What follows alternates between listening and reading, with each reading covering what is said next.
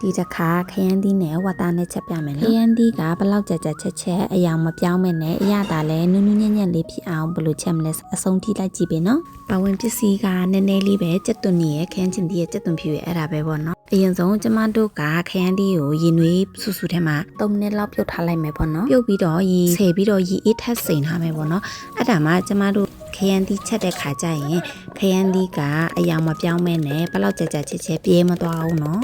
စီပြန်လေးနဲ့အီလေးစားချင်တယ်ဆိုရင်တော့စီပိုထည့်ပြီးတော့ကျမတို့ထောင်းထားတာစီတက်ပေါ့နော်ကျမကတော့ဆက်လေးစားမှာမလို့ငရုတ်ဒီ6တောင်လေးထည့်လိုက်တယ်ပေါ့နော်ပြီးတော့ကျမတို့ဝတ်သားထည့်ပြီးတော့နောက်ပိတ်ဆုံးကျမခရမ်းချင်လေးထည့်ပေါ့နော်အရသာနေနဲ့ကစားနဲ့အသားမုံပဲကျမထည့်ထားတယ်ဝတ်သားနဲ့နူးပြီးဆိုမှရေတရေပြုတ်ထားတဲ့ခရမ်းသီးထည့်လိုက်မယ်နော်ခရမ်းသီးနူးတော့အောင်ခဏလေးနှက်လိုက်မှာပေါ့နော်ကျမကရတာလေးပင်လေးဖြစ်တော့ခရူစီနဲ့ထည့်လိုက်တယ်ကျမတို့ခရမ်းသီးကဘလောက်နှက်သူအယောင်လည်းမပြောင်းတော့ဘူးပြီးတော့အီလေးဖြစ်နေတာပေါ့နော်ကျေးဇူးတင်ပါတယ်ရှင်